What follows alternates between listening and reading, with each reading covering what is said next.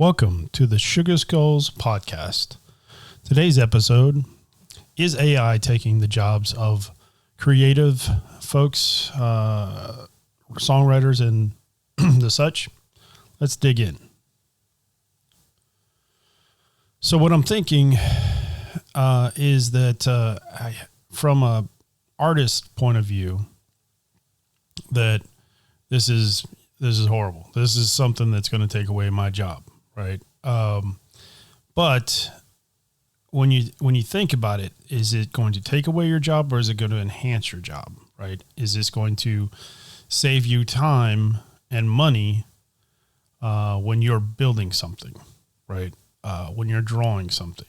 Now, you know your basic shapes, you know your basic form that you're going to create whenever you go to build a draw something or do something or commission for something.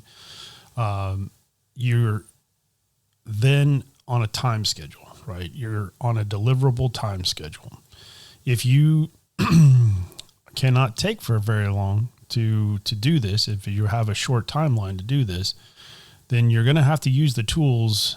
In my opinion, you have to use the tools that are available to you. If AI will generate a quick drawing or a logo or something like that, it's also going to be original, right? As it spits things out, the output is original work. Whereas if I'm a consumer and I go to Etsy or I go to one of the other sites to download an image, everybody has access to that image that has the $29 or the $30 or the $50 for that image, right? Getting a hold of and doing a commission job from a artist can also take time. If I'm trying to do something as a digital artist, right? Let's say that I need a specific style of art. I can then generate it, take it into a Photoshop or some sort of image editor, manipulate the image, and now it's even more original than it was before. And then, of course, the ability to write songs, right? There's a couple of them that will even go beyond just lyrics and will actually write the music for you. Is it good music? No, it's not. It's not anything that anybody wants to hear. At least right now, it's not. But there's plenty of bad music that's produced by people who think they're musicians like myself, that no one's going to listen to. No, everyone's going to say, yeah, that's a nice song, but I heard it once and that's it. It's not my favorite song, right? You might make a B-side of your non-existent record. But I think it's a lot different than just music. I think it's a lot different than just like if someone paints something, there's value in that they painted it. Where the AI is not going to provide that value, right? It's going to come back and, now with the AI, you can produce volume, right? You can say, I need a banner, I need a graphic, I need some kind of sign generator, whatever, because most of that is using some kind of automation anyways. It's using a template, specific letter font. As an artist, you're not going to be able to replicate letter font exact, right? But with the suggestions that are being provided to AI and the output of the quality of the output, right? If I know how to draw something, then I can draw it and I can reproduce it, right? AI so far as far as I've seen, can't reproduce stuff exactly. You can get close, but it won't reproduce it exactly. So I use it as a jump start to say, okay, these are my basic shapes. This, hair is always a nightmare to try and draw and figure out what style hair is going to be put onto whatever. And as a digital artist, right, creating 3D models of people, a generator or some kind of template to say, okay, I need this body style for this character, which I have programs that do that as well, right? Like I can say, I want someone who's overweight, who, fits these clothes, these clothes are the style that they would wear. And then, not to mention, it's a term in the 3D world of rigging an avatar, right? So whether the subject has 3 fingers, whether it has 6 fingers, whether it has no fingers, whether it's a horse, whether it's bipedal, you still have the ability to rig it as needed. And there's some that will rig the 3D model, basically putting a skeleton and attaching the pieces to that skeleton and being able to move in a realistic way, right? Like if you have a suit of armor, it should not bend in places that it's not intended to bend. But back to the AI situation, I think right now you have to be open-minded, and you have to say, okay, because even in let's take for instance, in a tattoo parlor. If you walk into any tattoo shop, they're going to have a book. They're going to open up that book and they're going to say, this is my work. This is what it kind of looks like.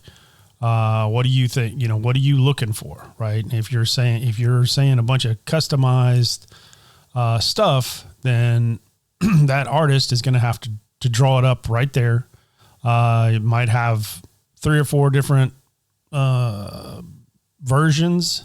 And let's say the customer doesn't like any of them. Well, now you've wasted your time. Right. And your money, because not that you have a waiting line, behind that one customer, and you were probably not doing anything that day anyways, but, you drew something, you took it to pen and paper, and tried to, come up with a concept for them, because they didn't want anything from the book. They didn't want anything normal, right? They didn't want Tasmanian Devil or Batman or Symbol or something like that.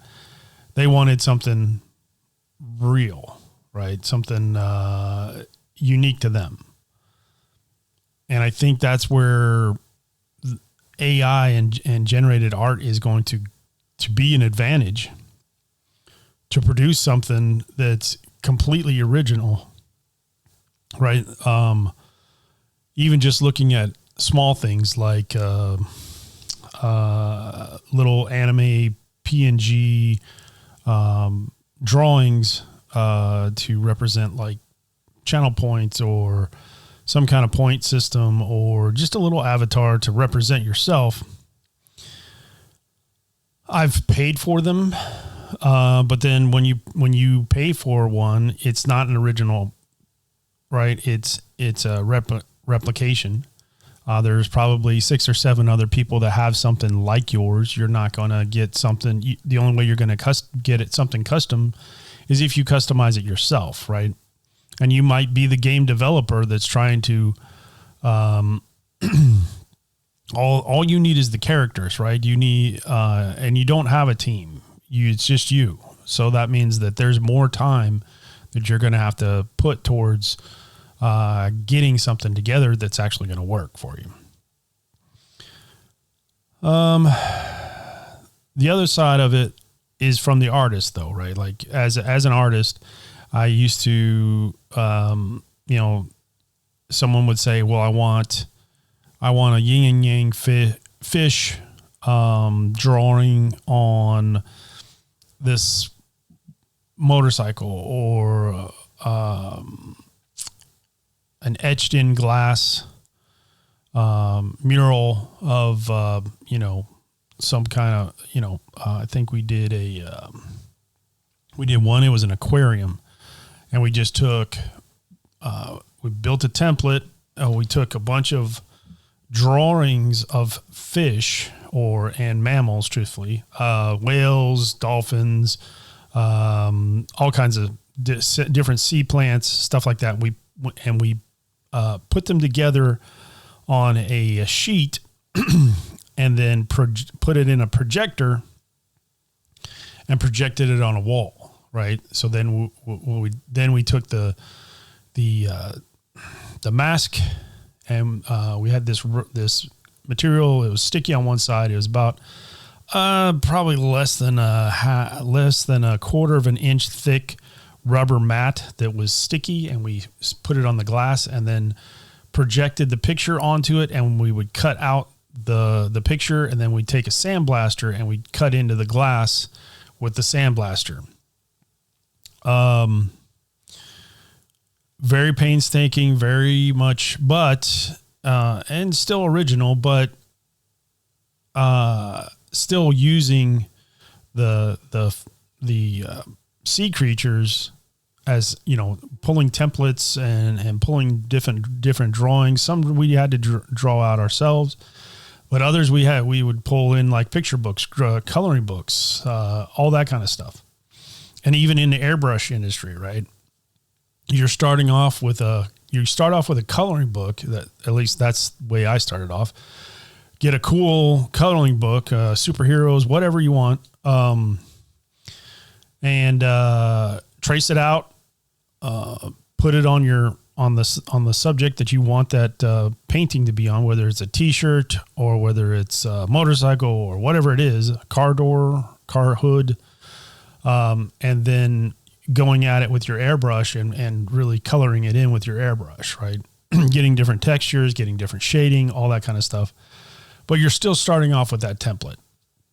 And I think that's how most people should be thinking of AI right now, as just a template, right? If I can't get the lyrics to I've written a jingle. It's catchy. I've got the hook, right? But I need filler, right? I need something in there. I can plug that into an AI and it'll kick out some not necessarily nonsense, but something that I can work with, right? Something that will get me past that writer's block, get me past that creative block.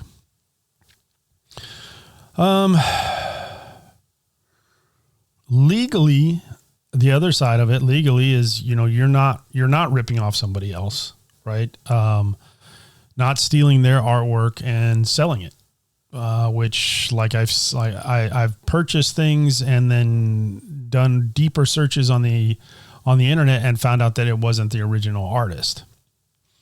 With AI, I know it's the original artist, right? Now I will say, using Midjourney, which is one of the image generators, you can say, hey, I want to see Ben Affleck as, I don't know, Batman, or I want to see so-and-so as the new Superman or something like that.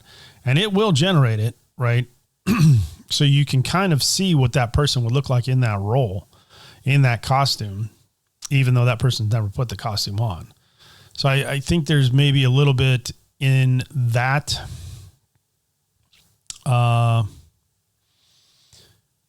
As far as, could that be an issue if the character in the movie was completely AI generated? Yeah, I think that's an issue. There probably need to do some kind of legislature, put some kind of laws in place that, that can't be done. On the other hand, I could say, as far as like doing a casting call and getting an idea of who would be good in this role, right? You can run through the Samuel L. Jackson, you can run through the Tobey Maguire, you can run through the what's his name? Tom Cruise. You can run through all those guys in that role.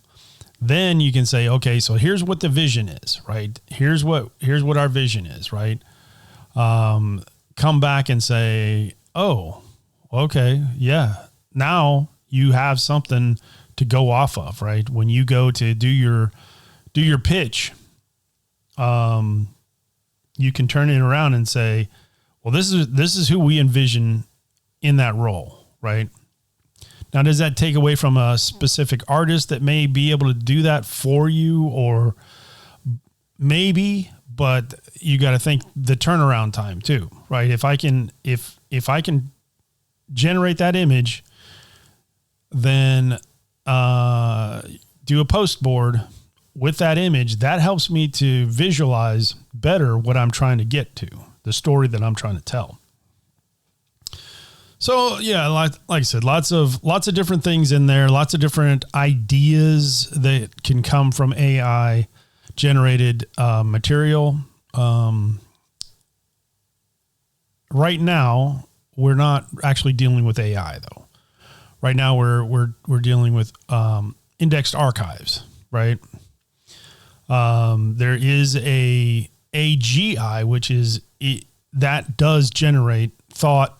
It does generate new ways to do things. It does generate those types of things. And the AI that we have now also does that a little bit, but it's not at the point where it's completely creative.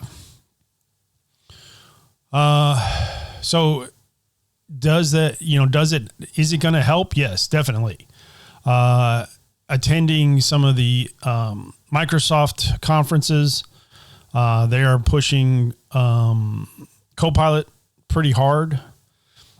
Copilot it's interesting because Microsoft has decided to charge a substantial fee for Copilot.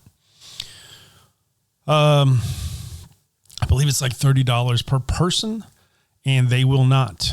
They're not looking at a stand-up of less than 300 people.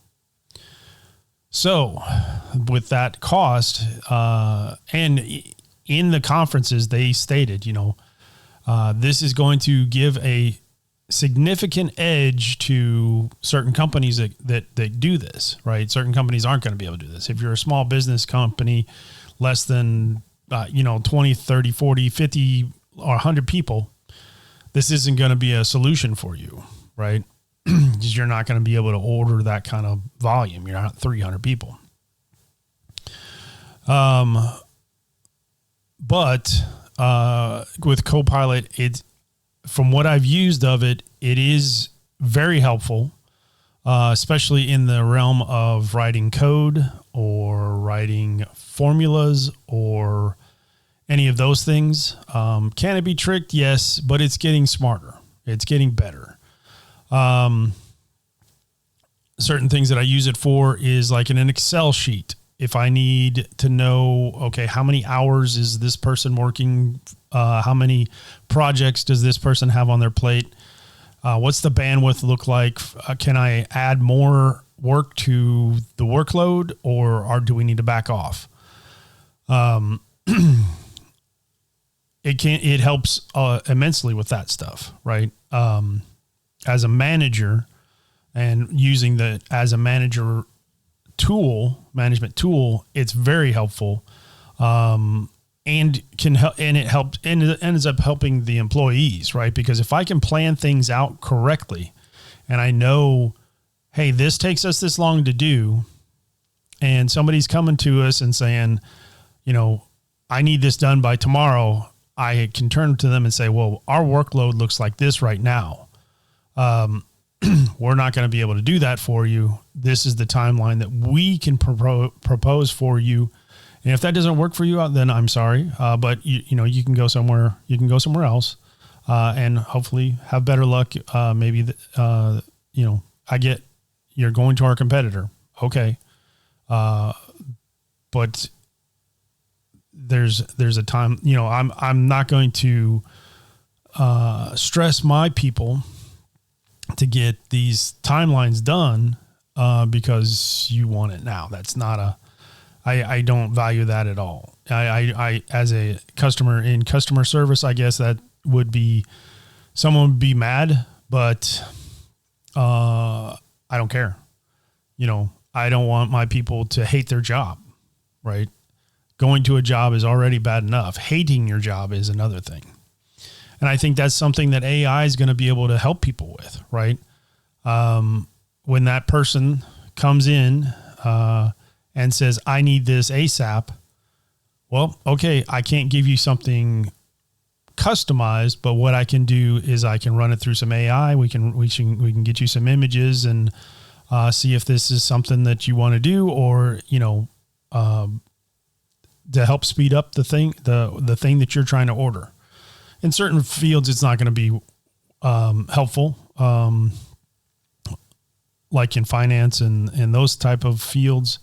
It'll be, you're still going to have that person. And in most of those companies that have a financial department, they have some kind of software that runs the books anyways, right? Which is going to be another advantage to AI, because AI is going to be able to do predictive spending. As someone who has to do hardware refresh for a company, the OEMs, the manufacturers, are always asking us, do you have any big orders that are on the way? We don't know, right? We don't have that predictive spending to say, yeah, we're going to turn around, we're doing a hardware refresh in 3 months. We're going to need to buy 1,000 computers. No, don't have that ability. It's literally, okay, we need 600. We need this number. Let's go with Dell or Lenovo or whatever company that's available. What can you provide us, right? So it kind of puts that rush on everybody, and you end up not researching enough and purchasing something that's not going to be good. So, like I said, these are just some thoughts that I have and my opinion. Hopefully someone will hear the podcast and it might change their opinion on how AI works and what it's doing for us, right? And there's some stuff that is scary. There's some stuff that you see, like a lot of the deep fake stuff, right? A lot of deep fake stuff. You see an image, you see a person that saying the words that are being put through the deep fake and generated, and it looks like that person, right? As long as, the Tom Cruise guy, he's got the mannerisms down. All he needed was the AI generated on his face, and you think it's Tom Cruise. Which could be, that can be a problem if you're the artist and someone's stealing your image like that, but then it can also help, because that means that you don't have to reshoot scenes. You already got paid for shooting the scenes. Now you got to reshoot them. I don't know if that causes it to be you to get more money, or maybe you're not available. I mean, there's a big, like the Henry Cavill thing in Justice League, right?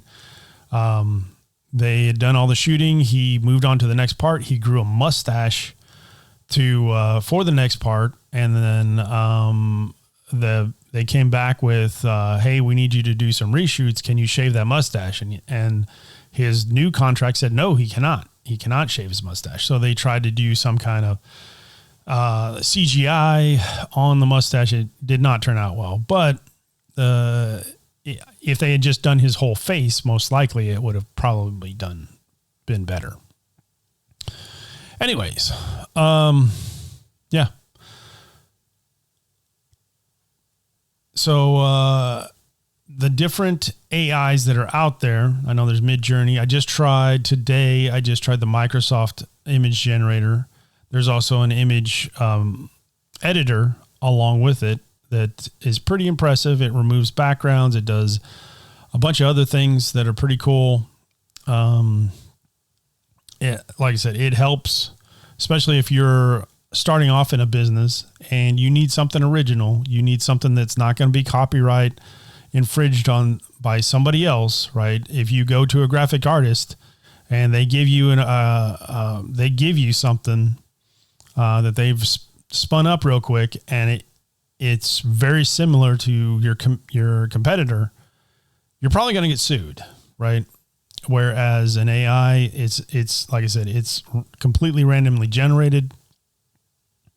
It might look like somebody, but that's up to your discretion to move away from that, right? To say, okay, this looks like Scarlett Johansson. I'm not going to do that without her permission. Even though I'm going to keep this as my personal picture right here. I'm just going to keep that right there. I'm not going to give that away. Anyways, yeah, that's my thoughts on this. About up on time. So I'm going to go ahead and close this podcast. I hope this is the second podcast, in my new podcast career, I guess. So I'm going to, close out, and I think the next one, I don't know, probably next week. This will be a weekly podcast. The next one, I'm hoping to have some guests on. I'm going to try and pull in some guests and see how that goes. Anyways, this has been the Sugar Skulls podcast. Thank you for listening.